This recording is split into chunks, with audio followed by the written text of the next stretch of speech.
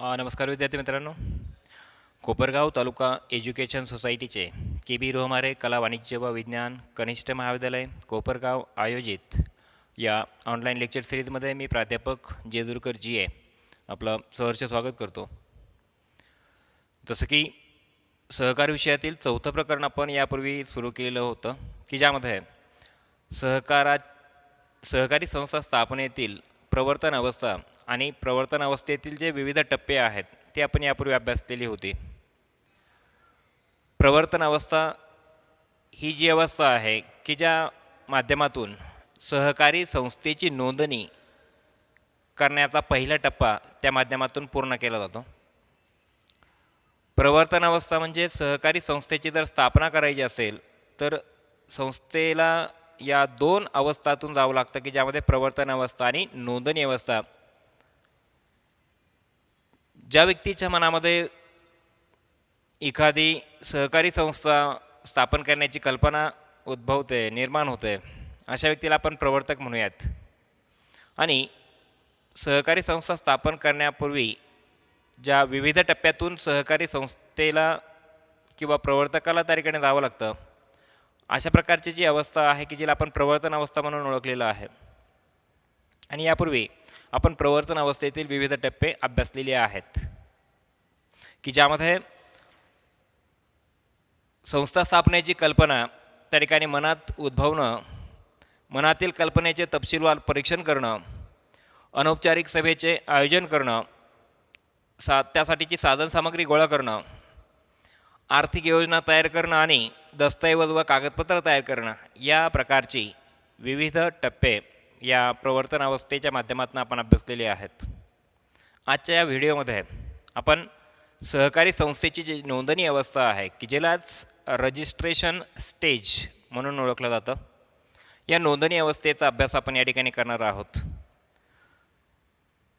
सहकारी संस्थेची जर आपण बघितली स्थापना करत असताना सहकारी संस्थेला दोन टप्प्यांमधून जावं लागतं की प्रवर्तन अवस्था आणि नोंदणी अवस्था.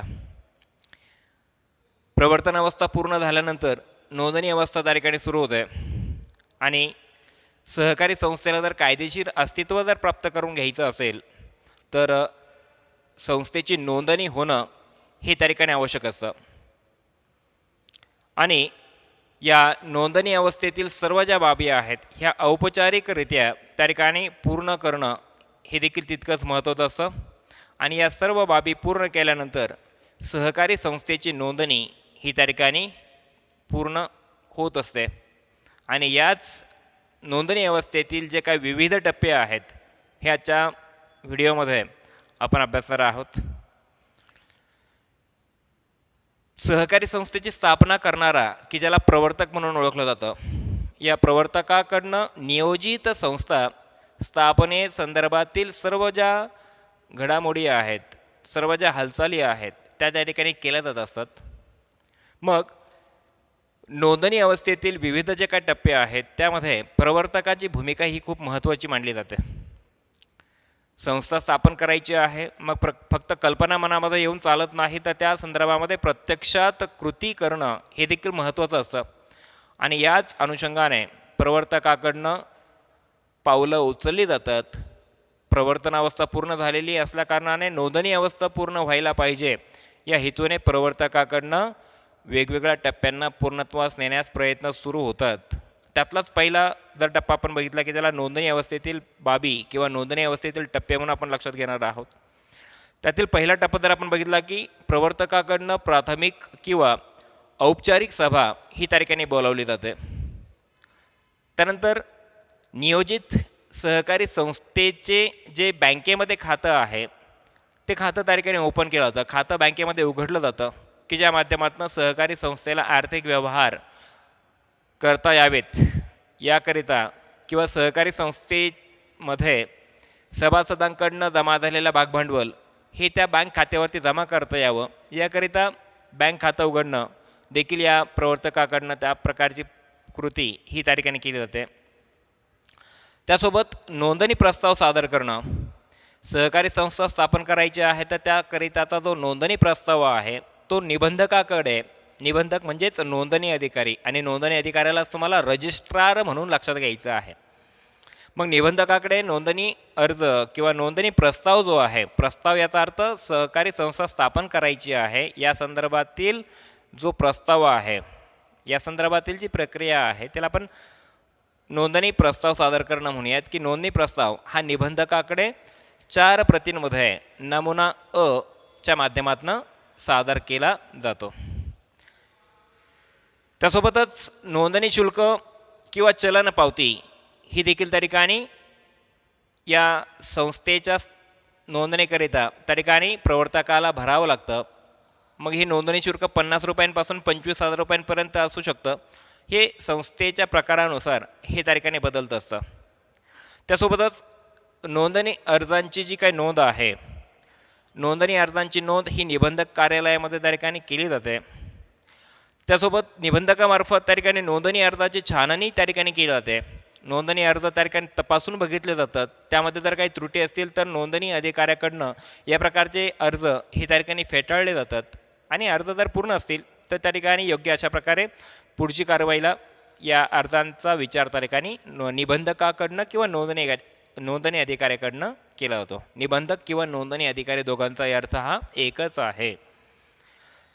मग निबंधकाकडनं जर अर्जांची छाननी केली गेली असेल तर निश्चितपणे सहकारी संस्था नोंदणी आणि वर्गीकरण या प्रकारच्या घडामोडींना प्रारंभ होतो. सहकारी संस्था की ज्यांना नोंदणी त्यांची करायची आहे किंवा त्या संदर्भातली जी प्रक्रिया आहे ती त्या ठिकाणी पूर्णत्वास जाते आणि या संदर्भातील वर्गीकरण त्या ठिकाणी सुरू होतं. आणि सर्वात शेवटचा जर मुद्दा आपण बघितला की नोंदणी प्रमाणपत्र हे सहकारी संस्थेला त्या ठिकाणी प्रदान करण्याचं काम नोंदणी अधिकारी किंवा निबंधकाकडनं केलं जातं. तर अशा पद्धतीचे जे नोंदणी अवस्थेतील विविध टप्पे आहेत हे आपण थोडक्यात या ठिकाणी अभ्यासलेले आहेत. तर या सर्व टप्प्यांना आपण या ठिकाणी अधिक जाणून घेण्याचा प्रयत्न या ठिकाणी करणार आहोत. तर आपण नोंदणी अवस्था की यामधील विविध टप्पे त्यातील पहिला टप्पा अभ्यासणार आहोत की प्राथमिक औपचारिक सभा या ठिकाणी प्रवर्तकाकडनं बोलावली जाते.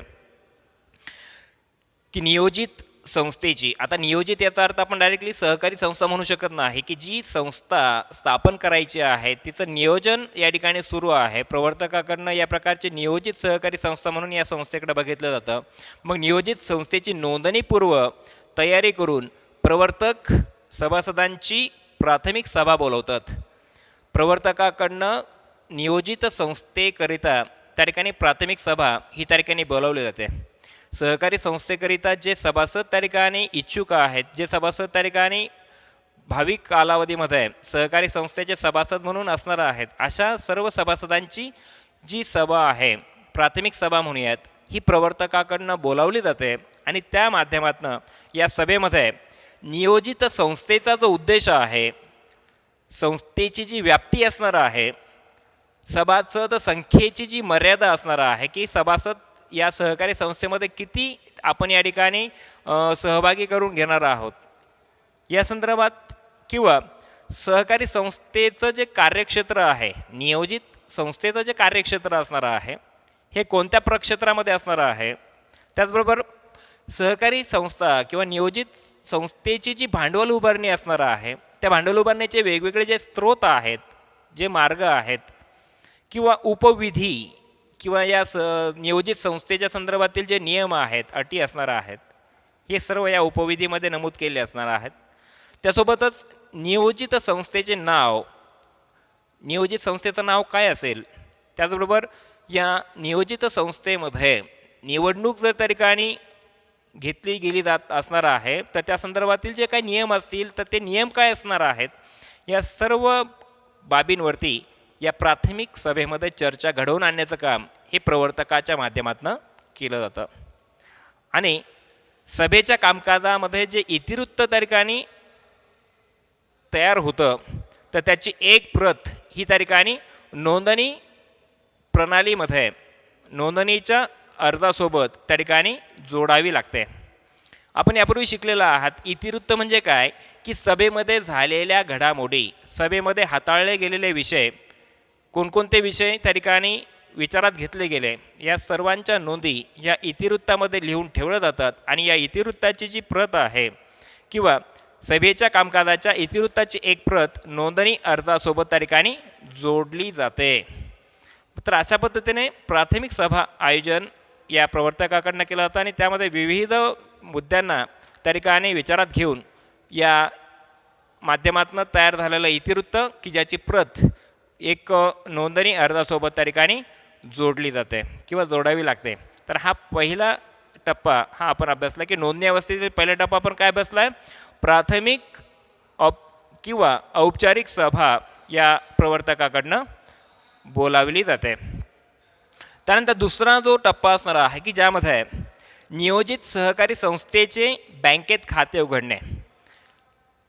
ज्या संस्थेची स्थापना या ठिकाणी केली जाणार आहे त्या संस्थेचं बँकेमध्ये खातं उघडलं जावं याकरिता नियोजित सहकारी संस्था स्थापनेचा निर्णय प्राथमिक सभेत मंजूर झाल्यानंतर जिल्हा उपनिबंधकाच्या परवानगीने जिल्हा मध्यवर्ती सहकारी बँकेमध्ये संस्थेचे खाते या ठिकाणी उघडले जाते.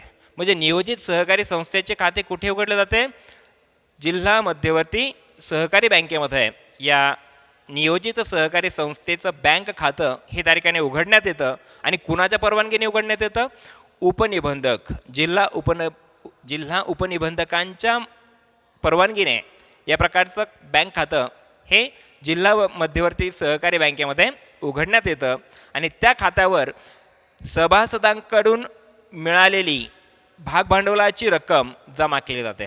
सभासदांकडनं जी मिळालेली रक्कम आहे, म्हणजे सहकारी संस्था स्थापन करायची असेल तर त्यामध्ये सभासदांच्या वतीने ही सहकारी संस्था स्थापन केली जाते. मग हे सर्व सभासद सहकारी संस्थेमध्ये सभासद म्हणून त्या ठिकाणी भूमिका बजावत असताना हे सर्व सभासद भांडवलाची रक्कम देखील या ठिकाणी आणत असतात आणि या सर्व भांडवलाची रक्कम एकत्रित करून या जिल्हा मध्यवर्ती सहकारी बँकेमध्ये बँक खात्यामध्ये त्या ठिकाणी जमा केली जाते. आणि भाग भांडवलापोटी संस्थेच्या नावे किती रक्कम जमा झाली आहे यासाठीचा जो बँक शिल्लकीचा जो दाखला आहे, म्हणजे सभासदांनी बँकेमध्ये पैसे जमा केले, बँक खात्यावरती पैसे जमा केले, त्यानंतर बँक खात्यामध्ये किती पैसे शिल्लक आहे हे दर्शविणारा जो बँक शिल्लकीचा जो दाखला आहे हा दाखला प्रवर्तकाला बँकेकडनं त्या ठिकाणी मिळवावा लागतो आणि तो नोंदणी अर्जासोबत त्या ठिकाणी जोडावा लागतो. तर अशा पद्धतीने नोंदणी अवस्थेतील दुसरी जी अवस्था किंवा दुसरा टप्पा आपण अभ्यासला आहे की प्रवर्तकाला बँकेमध्ये संस्थेच्या नावे त्या ठिकाणी बँक खातं त्या ठिकाणी उघडावं लागतं की ज्या माध्यमातून बँक शिल्लकीचा दाखला या प्रवर्तकाला मिळवावा लागतो आणि तो दाखला या नोंदणी अर्जासोबत त्या ठिकाणी या प्रवर्तकाला जोडावा लागतो. हा झाला नोंदणी अवस्थेतील दुसरा टप्पा.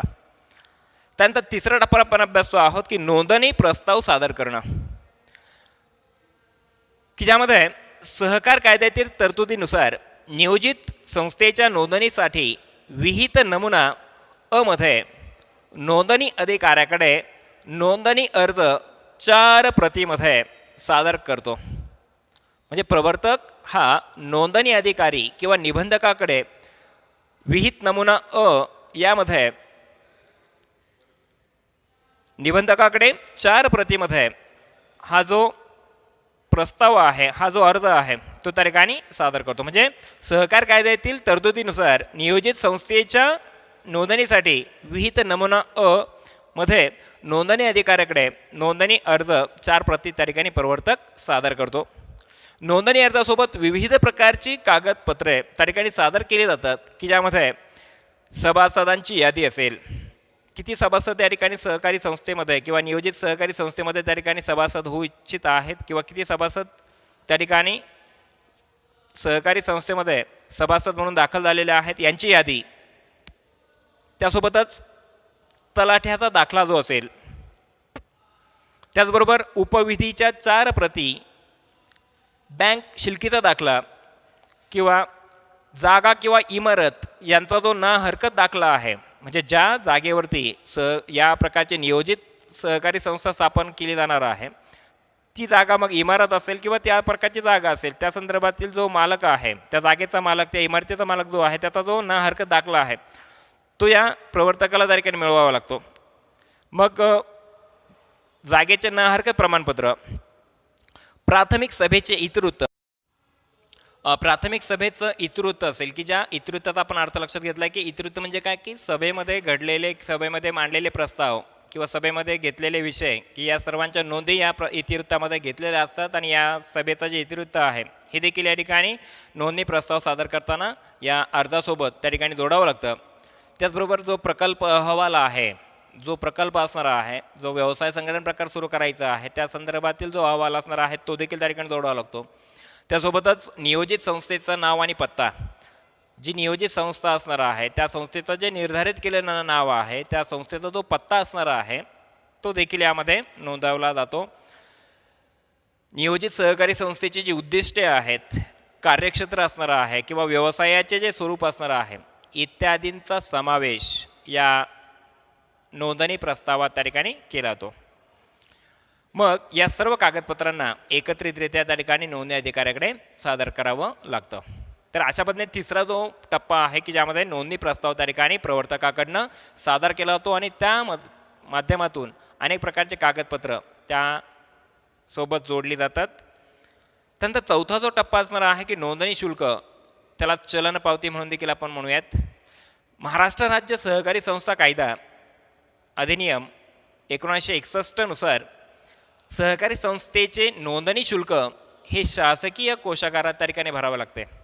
शासकीय कोषागारामध्ये या प्रकारचं नोंदणी शुल्क हे भरावं लागतं आणि त्यावेळी मिळणारी मूळ चलन पावती नोंदणी अर्जासोबत त्या ठिकाणी सादर करावी लागते. आणि सहकारी संस्थेच्या नोंदणीसाठी ₹50 ते ₹25,000 पर्यंत शुल्क आकारले जाते आणि हे जे काय शुल्क आहे हे संस्थेच्या प्रकारानुसार हे काय असतं आकारलं जात असतं. म्हणजे जर एखादी सहकारी संस्था जर त्या ठिकाणी स्थापन करायची असेल तर सहकारी संस्था स्थापन करण्यासाठीचा जो प्रस्ताव आहे की ज्या माध्यमातून नोंदणी शुल्क हे किमान ₹50 किंवा ₹25,000 या प्रमाणामध्ये संस्थेच्या प्रकारानुसार त्या ठिकाणी हे भरावं लागतं. पण कुठे भरावं लागतं? शासकीय कोषागारामध्ये. नोंदणी शुल्क असेल, सहकारी संस्थेचं नोंदणी शुल्क शासकीय कोषागारामध्ये त्या ठिकाणी भरावं लागतं.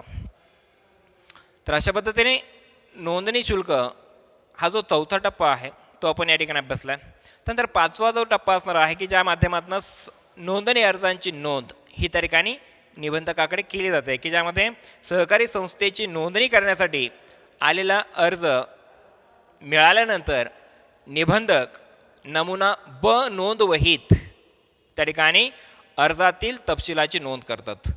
म्हणजे निबंधकाकडं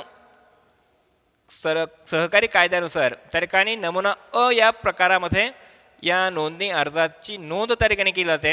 हे आपण अभ्यासलं आहे. 4 प्रतीमध्ये केली जाते हे आपण अभ्यासलं आहे. मात्र निबंधकाकडे हा प्रस्ताव आल्यानंतर निबंधक या अर्जाला नमुना ब नोंद वहीत त्या ठिकाणी अर्जातील तपशिलाची त्या ठिकाणी नोंद करतात आणि अशा अर्जास अनुक्रमांक दिला जातो. अर्ज मिळाल्याबद्दलची पोहोच पावती म्हणून मुख्य प्रवर्तकाकडे दिली जाते. म्हणजे जो प्रस्ताव नोंदणी अधिकाऱ्याकडे प्रवर्तकाने सादर केलेला आहे त्याची पोहोच किंवा त्याची जी मूळ पावती आहे ही मुख्य प्रवर्तकाला त्या ठिकाणी दिली जाते अर्ज मिळाल्याबद्दलची. हा झाला 5वा टप्पा. त्यानंतर 6वा टप्पा असेल की निबंधकामार्फत नोंदणी अर्जांची छाननी केली जाते. निबंधकाला प्रवर्तकाकडनं प्राप्त झालेला जो अर्ज आहे, जो प्रस्ताव आहे, त्या प्रस्तावामध्ये जोडले गेलेले कागदपत्र किंवा जो प्रस्ताव आहे त्याची बारकाईने छाननी केली जाते. त्यामध्ये जर काही त्रुटी असतील, चुका असतील तर त्या प्रवर्तकाला कळवल्या जातात आणि त्या अनुषंगाने जर प्रस्तावात कुठल्या प्रकारच्या त्रुटी नसतील तर पुढील कार्यवाहीकरिता या प्रकारचा प्रस्तावाचा त्या ठिकाणी विचार केला जातो. नियोजित सहकारी संस्थेचा नोंदणी प्रस्ताव प्राप्त झाल्यानंतर नोंदणी अर्जाची व त्यासोबतच्या कागदपत्रांची छाननी निबंधक त्या ठिकाणी करतात. काही त्रुटी असल्यास त्या ठिकाणी प्रवर्तकांना कळवून त्या पूर्ण करण्याबद्दल त्या ठिकाणी कळवलं जातं आणि छाननीच्या वेळी जर काही त्रुटी उद्भवल्यास त्या विषयाचा खुलासा करण्याचा निर्देश मुख्य प्रवर्तकास निबंधकाच्या वतीने त्या ठिकाणी देण्यात येतो. तर अशा पद्धतीने 6वा जो मुद्दा आहे की निबंधकामार्फत नोंदणी अर्जांची काय केली जाते? छाननी केली जाते. त्यानंतर 7वा मुद्दा, 7वा टप्पा जो काय आपण अभ्यासतो की ज्यामध्ये सहकारी संस्था नोंदणी आणि वर्गीकरण. अर्जांची छाननी केल्यानंतर अर्ज तर पूर्ण असतील अर्जात जर कुठल्या प्रकारच्या त्रुटी नसतील तर त्या ठिकाणी नोंदणी अर्ज व कागदपत्रे परिपूर्ण असतील तर निबंधक त्या संस्थेची नोंदणी त्या ठिकाणी झाल्याचे शासकीय अधिपत्रात त्या ठिकाणी जाहीर करतात. म्हणजे शासकीय अधिपत्रामध्ये सहकारी संस्थेची नोंदणी त्या ठिकाणी झाल्याचे हे त्या ठिकाणी निबंधकाकडनं त्या ठिकाणी जाहीर केलं होतं आणि त्या संस्थेच्या योग्य त्या वर्गामध्ये किंवा उपवर्गामध्ये वर्गीकरण त्या ठिकाणी केलं होतं आणि नोंदणीसाठी अर्ज दाखल झाल्यानंतर नोंदणीबाबतचा निर्णय नोंदणी अधिकाऱ्यांना त्या ठिकाणी 2 महिन्यांच्या आत त्या ठिकाणी द्यावा लागतो. म्हणजे प्रस्ताव सादर झाल्याच्या 2 महिन्यांच्या आत या नोंदणी अधिकाऱ्याकडनं निबंधकाकडनं प्रवर्तकाला नोंदणी संदर्भातील ज्या बाबी आहेत त्या ठिकाणी कळवाव्या लागतात. नोंदणीसाठी अर्ज दाखल झाल्यानंतर नोंदणीबाबतचा निर्णय जो असणार आहे तो नोंदणी अधिकाऱ्याला 2 महिन्यांच्या आत प्रवर्तकाला कळवावा लागतो. आणि त्यांना नोंदणी नाकारायची जर असेल, निबंधकाला जर नोंदणी नाकारायची असेल तर नोंदणी अधिकाऱ्याची मुख्य प्रवर्तकाला योग्य त्या कारणास्तव लेखी स्वरूपात त्या ठिकाणी कळवणं त्या ठिकाणी आवश्यक असतं. म्हणजे निबंधकाला जर एखाद्या नियोजित सहकारी संस्थेची नोंदणी जर नाकारायची असेल तर त्या निबंधकाला मुख्य प्रवर्तकाला योग्य त्या कारणासह लेखी स्वरूपात त्या प्रकारे कळविणं आवश्यक असतं. हा झाला 7वा टप्पा.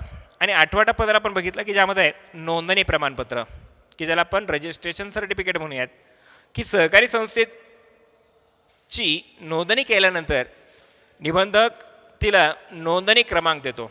म्हणजे सहकारी संस्थेची किंवा नियोजित संस्थेची जर नोंदणी झाली तर आपण त्याला सहकारी संस्था म्हणूयात, की या सहकारी संस्थेला निबंधकाकडनं नोंदणी क्रमांक त्या ठिकाणी दिला होतो आणि संस्थेची नोंदणी झाल्याचा पुरावा म्हणून संस्थेची नोंदणी किंवा संस्थेला नोंदणी दाखला किंवा त्यालाच नोंदणी प्रमाणपत्र म्हणून देखील ओळखलं जातं. आणि हे नोंदणी प्रमाणपत्र किंवा नोंदणी दाखला हा निबंधकाकडनं त्या नियोजित सहकारी संस्थेला त्या ठिकाणी दिला जातो. हे प्रमाणपत्र दिल्यानंतर संस्थेला कायदेशीर दर्जा त्या ठिकाणी प्राप्त होतो. नोंदणी अधिकाऱ्याकडनं नोंदणी प्रमाणपत्र मिळाल्यानंतर नियोजित संस्थेला त्या ठिकाणी कायदेशीर अस्तित्व त्या ठिकाणी प्राप्त होतं, कायदेशीर दर्जा त्या ठिकाणी मिळतो व संस्था अस्तित्वात येते. आणि अशा प्रकारे ही नियोजित संस्था एक सहकारी संस्था म्हणून त्या ठिकाणी अस्तित्वात नावारूपास येत असते.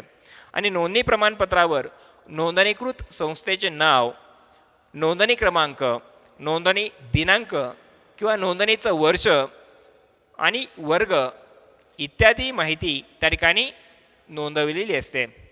आणि नोंदणी प्रमाणपत्रावरती निबंधकाची सही व शिक्का असतो. तसेच नोंदणीनंतर संस्थेच्या नावात उपविधीत निबंधकाच्या परवानगीशिवाय त्या ठिकाणी बदल करता येत नाहीत. तर अशा पद्धतीने निबंधकाकडनं या सहकारी संस्थेचं जे अस्तित्व आहे ते प्राप्त करून देण्याचं काम त्या ठिकाणी केलं होतं. निबंधक नोंदणी अवस्थेच्या माध्यमातून त्या ठिकाणी सहकारी संस्थेला नावारूपास. तर अशा पद्धतीने सहकारी संस्थेची जी नोंदणी अवस्था आहे त्यातील आपण जे विविध टप्पे आहेत ते या ठिकाणी अभ्यासलेले आहेत. पुढील व्हिडिओमध्ये आपण सहकारी संस्था नोंदणीसाठी जी आवश्यक असणारी जी काही कागदपत्रं आहेत ती या ठिकाणी अभ्यासणार आहोत. तोपर्यंत